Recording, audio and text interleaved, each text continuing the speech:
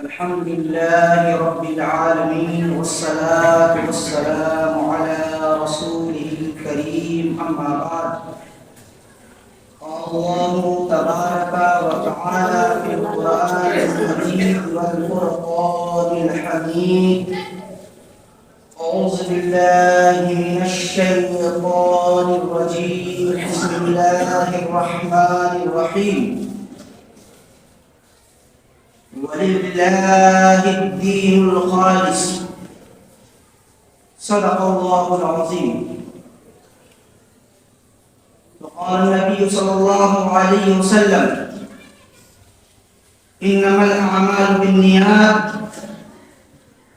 وإنما لكل امرئ ما نوى. فمن كانت هجرته إلى الله ورسوله فهجرته إلى الله ورسوله، ومن كانت هجرته لدنيا يصيبها أو امرأة ينكحها فهجرته إلى ما هاجر إليه. صدق الله النبي المجيد العظيم الكريم. گرامی، آئیے ہمارا سب سے پہلے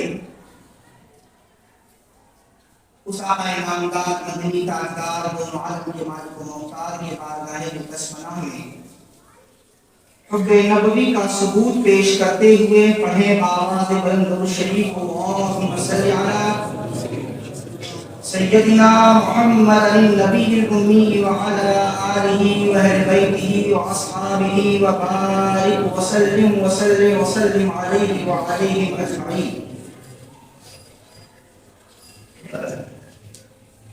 نہیں وجود حدود و ثغور سے اس کا، نہیں وجود حدود و ثغور سے اس کا، محمد عربی سے ہے عالم عربی. آپ حضرات بڑے خوش نصیب ہیں کہ اللہ رب العزت نے آپ کو رمضان المبارک سے قریب کر دیا. آج سفر المظفر کی 2 تاریخ ہے اور بہت جلد رمضان المبارک کا ہمیں استقبال کرنی ہے. اللہ تعالیٰ رمضان المبارک تک صحت یابی نصیب فرمائے تاکہ رمضان المبارک کے روزے ہم صحیح طریقے سے ادا کر سکیں. گزشتہ جمعہ جس موضوع پر ہم نے گفتگو فرمائی تھی اس کا تعلق نیت سے تھا، کیونکہ عمل کے لیے نیت ضروری ہے. آج اسی ٹاپک کو، چونکہ گزشتہ جمعہ وقت کم ہونے کی وجہ سے بات مکمل نہ ہو سکی، لہذا اسی کڑی کو جوڑتے ہوئے نیت کی تشریح جو حدیث شریف میں اللہ کے رسول صلی اللہ علیہ وسلم نے ارشاد فرمائی، جو میں نے ابھی آپ کے سامنے جس حدیث کے سنانے کا شرف حاصل کیا، اللہ رب العزت اللہ کے رسول صلی اللہ علیہ وسلم نے ارشاد فرمایا انما الاعمال بالنیات، کہ عمل کا دار و مدار نیت پر ہے. گزشتہ جمعہ میں نے سے کسی کی تشریح کی تھی، آگے اس سے اور مزید تشریح کروں گا. فرمایا گیا وَإِنَّمَا لِكُلِّ امْرِئٍ مَا نَوَىٰ، کہ ہر شخص کے لیے وہی ہے جو وہ نیت کرتا ہے. یعنی ہر شخص کو وہی عطا کیا جائے گا، وہی ملے گا جس کی وہ نیت کیا ہے، جس کی اس نے ارادہ کر رکھی ہے. تو ہر عمل سے پہلے ہم ارادہ کرتے ہیں، نیت کرتے ہیں. اگر عمل صالحہ ہو، اگر عمل صالح ہو، نیک عمل ہو اور اس عمل سے پہلے نیت نہ ہو، یہ بہت اہم کانسیپٹ دے رہا ہوں آپ کو سمجھنے کے لیے. عمل صالح ہم نے کیا، نیک کام ہم نے کیا، مگر نیک کام کرنے سے پہلے جو انٹینشن ہونا چاہیے تھا، جو نیت ہونی چاہیے تھی، وہ ہم بھول گئے کرنا. ہم نے نیت کیا ہی نہیں، بغیر نیت عمل صالح کر دیا. تو بغیر نیت جو عمل ہمارا چاہے وہ نیک ہی کیوں نہ ہو، اگر نیت صحیح نہیں ہے اور نیت ہم نے نہیں کی تو نیک عمل کرنے کے باوجود اس کا اجر نہیں ملتا. آپ سمجھے نا؟ نیک عمل ہم نے کیا اور آپ نے کیا پر نیت نہیں کی تو بغیر نیت کے عمل صالح بھی قبول نہیں، کیونکہ فیصلہ نیت کے بنیاد پر ہے. دار و مدار نیت پر ہے، اتنا بڑا عمل نیت کہ جو بھی عمل کرے تو اس کا دار و مدار نیت.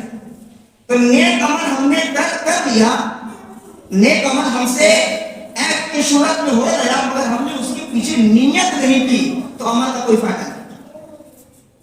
مگر اگر ہم نے نیت کر لی اور نیک عمل کرنے کی توفیق نہیں ملی، من ہم بحسنتی کے تحت کہ نیک عمل ہم نے کر لیا، نیک عمل ہم نے کیا نہیں، نیت کر لی تو عمل تو نہیں کیا مگر نیت کرنے کا ثواب مل گیا. عمل ہم نے کیا نہیں، ابھی صرف نیت کی ہے تو نیت ہی کرنے کی وجہ سے ثواب مل گیا، جبکہ ابھی ہم نے عمل نہیں کیا. یہاں عمل کر لیا اور نیت نہیں کی تو کوئی ثواب. سمجھ لیں نیت کا ٹیمپریچر کتنا ہائی ہے. عمل سے زیادہ مضبوط نیت ہے اور عمل سے پہلے نیت ضروری ہے. میں نیت پر تقریر کیوں کر رہا ہوں؟ کیا وجہ؟ ابھی رمضان آئے، آپ روزہ رکھیں گے، عبادات میں لگے رہیں گے، اعتکاف کریں گے تو ضروری ہے کہ ہماری نیت پہلے درست ہو جائے. کیونکہ عمل کرے پورا رمضان روزہ رکھتے ہیں ایسے ہی رکھ لیا، کوئی رضا الہی نہیں، کوئی خوشنودی باری تعالیٰ نہیں، بس روزہ رکھ رہے ہیں ایک رسم کے طور پر تو بس رسم ہی ادا ہوگی، فائدہ کچھ نہیں ہوگا. اس لیے ہر عمل کے پیچھے نیت خالص ضروری ہے، جس میں ہر انسان کا تصور یہ ہونا چاہیے کہ یہ عمل ہم اللہ اور اس کے رسول کے لیے کریں. یہ عمل ہم خالصتاً، میں نے قرآن کی آیت پڑھی کہ وَلِلَّهِ الدِّينُ الْخَالِص، کہ اللہ کے لیے ہر اطاعت و بندگی ہے فقط. تو یہاں پر اللہ کے لیے اطاعت و بندگی کا مطلب کیا ہے؟ کہ جو عمل ہم کریں اللہ کو نظر میں رکھ کے کریں، اس کی خوشنودی کے لیے کریں، اس کی رضا کے لیے کریں، اس کی خوشنودی کو حاصل کرنے کے لیے کریں، اس کی توجہ اپنی طرف مرکوز کرنے کے لیے کریں. تو اگر ایسا عمل ہے چاہے وہ عمل چھوٹا ہی کیوں نہ ہو آپ کو ثواب مل جائے گا. اور ثواب بھی ضروری نہیں ہے کہ دو شخص جو کام کر رہا ہے اس کا ثواب دونوں کا برابر ہو، نہیں، یہ بھی ضروری نہیں. کام تو دونوں کا ایک ہے، میں نے دوسرے صبح بتایا کہ دونوں کا کام ایک ہے مگر اجر کے لحاظ سے کوئی اس سے بڑا ہے کوئی اس سے بڑا ہے، کیونکہ معاملہ وہاں نیت پر ہے. ایک شخص کام کر رہا ہے مثال کے طور پر، اور حدیث شریف میں بھی آیا ہے، چلیے حدیث ہی سنا دیں آپ کو. روز محشر عالم دین کو اٹھایا جائے گا، روز محشر اللہ کے رسول کی صحیح حدیث، اور پوچھا جائے گا کہ تم نے دین کا علم حاصل کیا کیوں کیا، اس کے پیچھے تمہاری نیت کیا تھی. مسلم شریف کی حدیث ہے، اس کے پیچھے تمہاری نیت کیا تھی جو تم دین کا علم حاصل کیے، لوگوں کو تبلیغ کیے، لوگوں کے سامنے خطاب کیے، لوگوں کو اللہ اور اس کے رسول کے راستے پر بلائے، کیا نیت تھی اس کے پیچھے؟ معاملہ عمل پہ نہیں ہو رہا ہے، عمل سے پہلے نیت کا سوال ہے. نیت کیا تھی تمہاری؟ تم نے علم حاصل کیا، مقصد کیا تھا؟ تو وہ شخص کہے گا، وہ عالم کہے گا تو میں نے دین کا علم اس لیے حاصل کیا تاکہ تیری رضا حاصل کریں اور تیرے دین کی تبلیغ کریں. اللہ کا اعلان کا قصد تھا. تو جھوٹا ہے، تو نے دین کا علم اس لیے حاصل کیا تھا کہ سماج کے لوگ تجھے مولانا کہیں. تو نے دین کا علم اس لیے حاصل کیا تھا کہ لوگ تیری رسپیکٹ کریں. تو نے دین کا علم اس لیے حاصل کیا تھا کہ لوگ تیری واہواہی کریں. تو نے دین کا علم اس لیے حاصل کیا تھا کہ لوگ تجھے اپنا سرکردار بنا لیں. تیرا مقصد جو تھا میں نے دنیا میں دے دیا، یہاں تیرا کوئی حصہ نہیں. سبحان اللہ نہیں، اللہ اکبر کہنے کا مقام ہے، اللہ اکبر کہنے کا 9 سال کو اس کے عالم بنے، افتاء کیا، مفتی بنا، نہ جانے کیا کیا کر لیا، اور 40 دن کا چیلا لگا لیا، سال بھر کا چیلا لگا لیا، مگر ہاتھ کچھ نہیں آیا، چونکہ نیت میں فوج ہے۔ نیت کیا تھی کہ لوگ ہمیں مفتی صاحب کہیں، لوگ مجھے حاجی صاحب کہیں، لوگ مجھے نمازی کہیں، لوگ مجھے صاحب نصاب سمجھ کے لوگ مالدار کہیں، تو تصور کروا گیا، نیت گڑبڑ ہو گئی آپ کی۔ آپ نے یہ ایکسپیکٹ کیا لوگوں سے کہ وہ میرا اس کا احترام کرے، میرا رسپیکٹ کرے، مجھے عالم مولانا صوفی نہ جانے کیا کیا کہیں، تو جو تم نے ارادہ کیا وہ دنیا میں مل گیا۔ کیونکہ ابھی میں نے حدیث سنا ہے وَلِكُلِّ امْرِئٍ مَّا نَوَىٰ وَإِنَّمَا لِكُلِّ امْرِئٍ مَّا نَوَىٰ، کہ ہر شخص کو وہ ملے گا جو وہ نیت کر گیا، جو اس نے ارادہ کیا ہے۔ تو اس نے ارادہ تو یہ کیا تھا کہ ہم کو مفتی صاحب کہا جائے، اس لیے وہ پڑھا تھا۔ اس کا ارادہ یہ تھا کہ ہم کو عالم کہا جائے، اس لیے وہ پڑھا تھا۔ اس نے ارادہ یہ کیا تھا کہ لوگ مجھے مبلغ کہیں، مجھے لوگ اسکالر کہیں۔ تو جو اس نے ارادہ کیا اللہ نے کہا کہ تم نے ارادہ کیا، میں نے دنیا میں اس کو پورا کر دیا، اب یہاں کیا لینے آئے؟ یہاں تمہارا حصہ نہیں ہے، مالدار کو اٹھایا جائے۔ لوگ سوچیں گے بڑے مولوی صاحب علی مالدار کے پیچھے لگے، حدیث سنا، غلط فہمی کا شکار مت ہوئے۔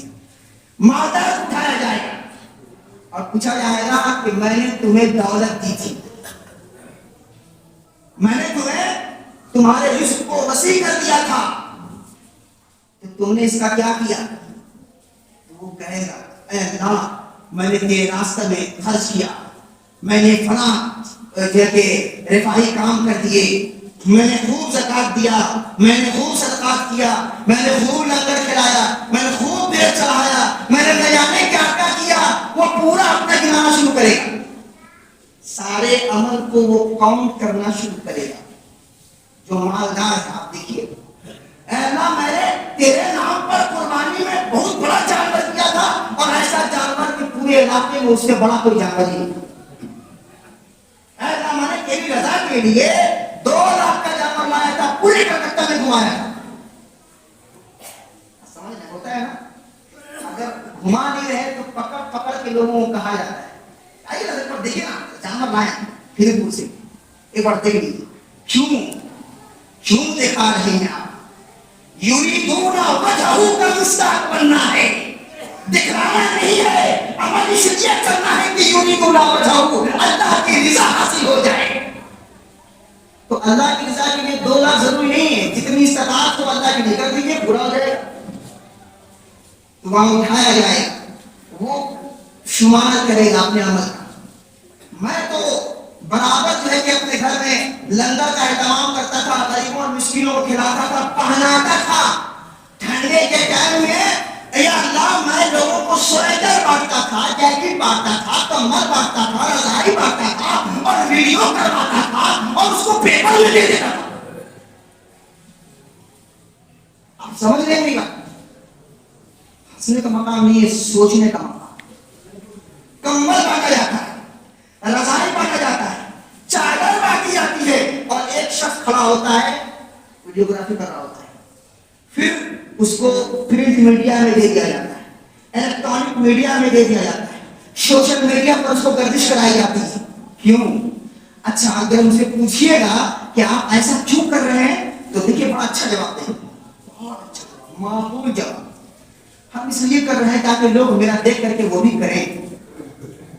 بیوقوف کس کو بنا رہے ہیں؟ انسانوں کو بنا سکتے ہیں، بیوقوف انسانوں کو بنانا بہت آسان ہے، مگر وہ رب ان اللہ لا ينظر الى اجسامکم ولا الى صورکم ولکن ينظر الى قلوبکم، کہ وہ اللہ جو تمہارے صورت کو نہیں دیکھتا، تمہارے جسموں کو نہیں دیکھتا، ينظر الى قلوبکم، وہ اس کی نظر تمہارے دل پر ہے، جہاں سے بات پیدا ہوتی ہے، جہاں سے سوچ پیدا ہوتی ہے، جہاں سے خیال آتا ہے، جہاں سے تصور کی نیت ہوتی ہے، تو یہ چیز اللہ دیکھ رہا ہے۔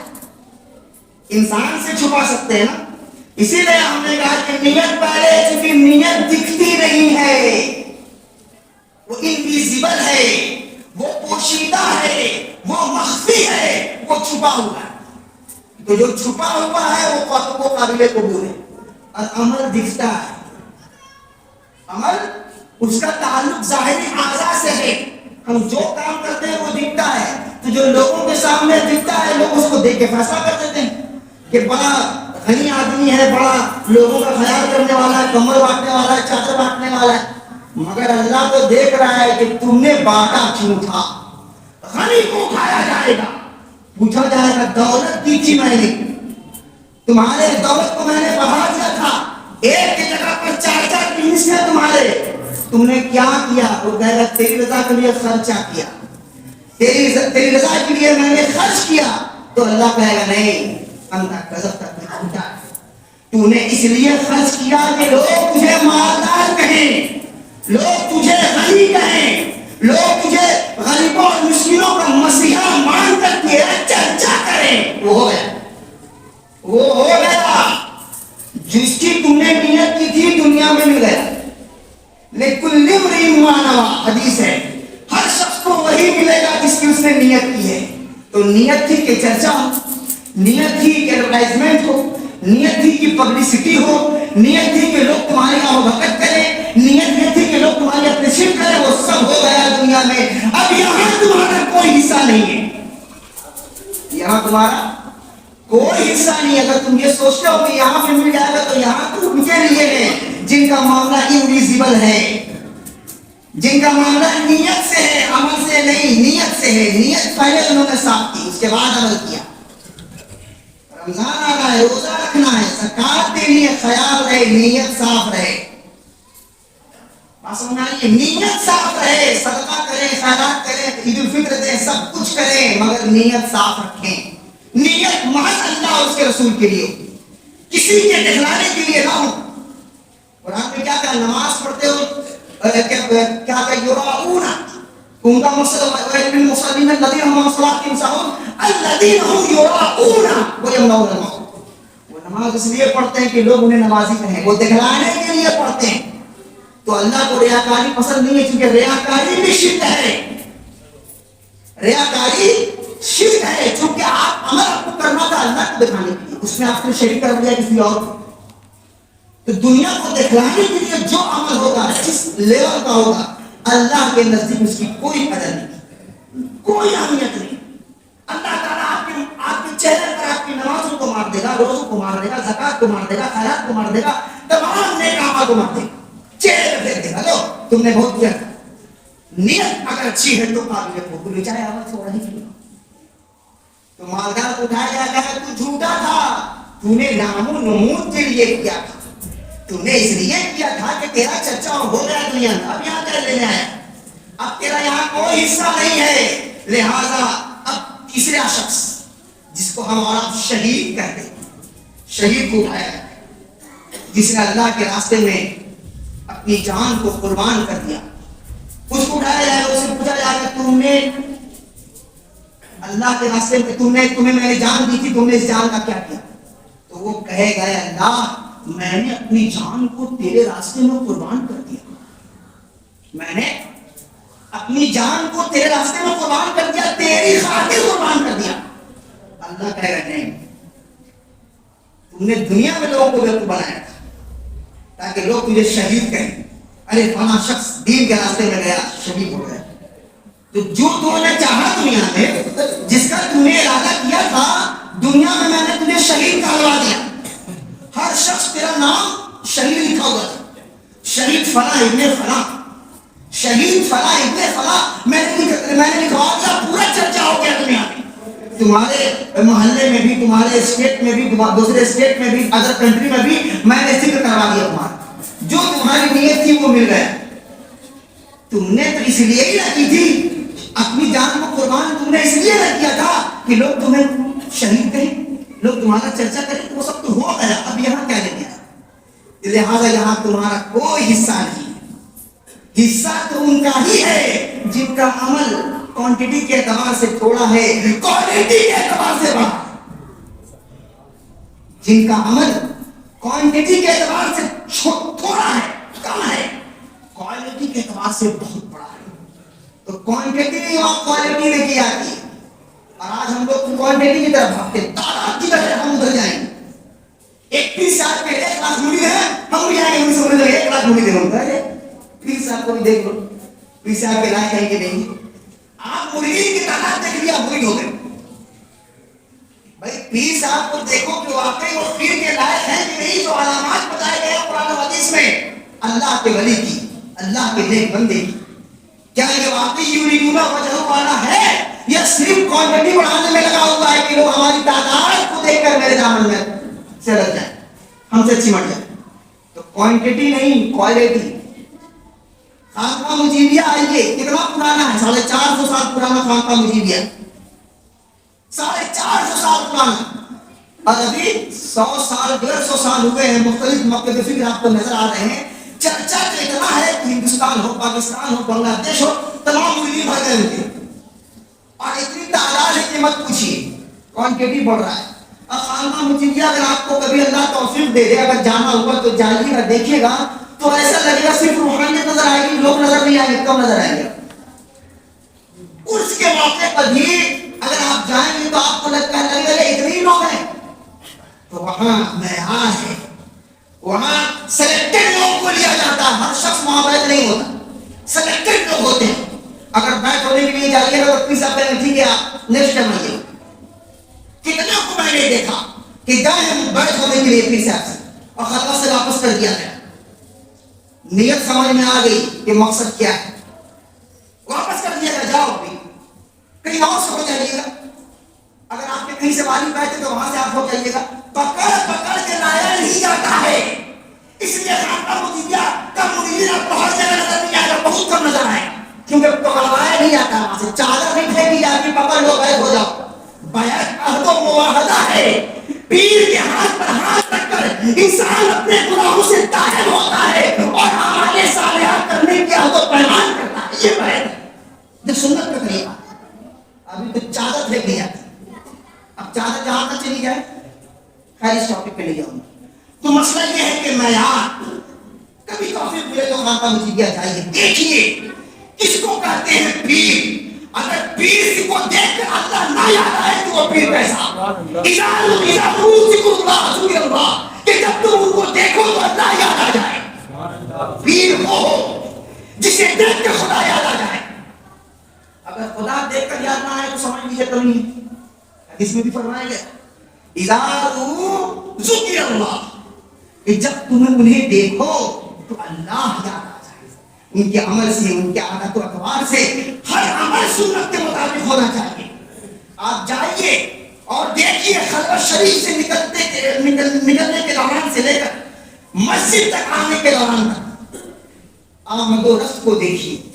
آپ کو نظر آئے گا کہ دور صحابہ ہی، صحابہ کے درمیان سرور کائنات صلی اللہ علیہ وسلم ہوتے تھے جو صحابہ احترام کرتے تھے سرور کائنات صلی اللہ علیہ وسلم کا، اور جو دین کے معاملے میں پیش قدمی کرتے تھے عمل میں، وہ نظر آئے گا.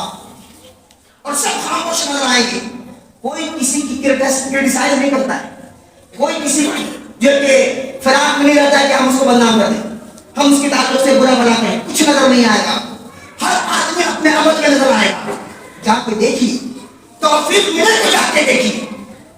ارے وہ چھوڑیے، ہمارے پیر مرشد کی بات چھوڑیے اور خانقاہ مجیبیہ کی بات چھوڑیے، وہاں ایک ادنا غلام کو دیکھیے. مولانا توفیق صاحب کے ادنا غلام. جب غلام کا یہ حال ہے کہ اتنی عداوتوں کے باوجود، اتنی مخالفتوں کے باوجود زبان کو بند رکھا، یہ غلام کا طریقہ ہے. ان کو دیکھیے، ان کے پیر کو سمجھ لیجیے ان کے پیر کیسے ہوں گے. مولانا توفیق صاحب کو دیکھیے، پیر سمجھ میں آئے گا کہ جب مرید کا یہ حال ہے تو پیر کا حال کیا. آج کو مرید ہے، مرید دوسرے مرید کی مخالفت میں لگا ہوا ہے. ایک مرید دوسرے مرید کی مخالفت میں لگا ہوا. کیسے مرید ہو بھائی؟ بیعت ہونے کا مقصد کیا ہے؟ بیعت ہونے کا مقصد جو ہے وہ تزکیہ نفس ہے. بیعت ہونے کا مقصد اخلاق کو سنوارنا ہے. بیعت ہونے کا مقصد کردار کو اپنے سنوارنا ہے. بیعت ہونے کا مقصد دوسرے مسلمان بھائی کی محبت کو دل میں بیٹھانا ہے، چاہے آپ سے دور ہی کیوں نہ ہوتا ہو، آپ سے رشتوں کو کاٹتا ہی کیوں نہ ہو، آپ سے دوری اختیار کرے، آپ اس سے قریب ہو جائے گی. یہ ہے تصوف اور طریقت. اور یہ ہے تزکیہ نفس. مقصد سمجھیے بیعت ہونے کا کیا ہے. بیعت ہونے کا مقصد انسان بننا ہے. بیعت ہونے کا مقصد اللہ اور اس کے رسول پر بتائے ہوئے قانون پر اور بتائے ہوئے طریقے پر چلنا ہے. یہ ہے مقصد بیعت کا. اور اللہ کو پہچاننا ہے, اللہ کی معرفت حاصل کرنی ہے. اللہ ہم کو اور آپ کو کہنے سننے سے زیادہ عمل کی توفیق عطا فرمائے. وآخر دعوانا الحمد للہ رب العالمین.